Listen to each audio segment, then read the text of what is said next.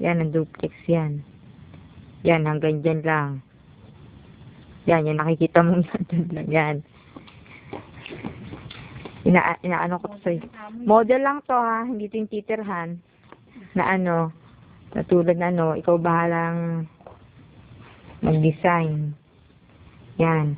Tingnan mo, oh, ang ganda, ano. Yan. Oh. Ito yung ano, kung gusto mo, 62 square meter to. Ito, kunyari, yan yung mga ilalagay yung mga tools, cabinet. Tapos, ito pa yung isang kwarto. Yan. Tingnan mo. Ito pa yung pangalawang kwarto. Yan. Ito, mas maluang to. Oh. Mas maluang to with ano na yan, ha? Oh, tingnan mo, ang ganda, no? Tapos, meron pa siya, itong CR. Yan. Katabi ng ano. Ganun, ha? Ito ang CR. Yan. Tapos, ito, may space pang ganyan.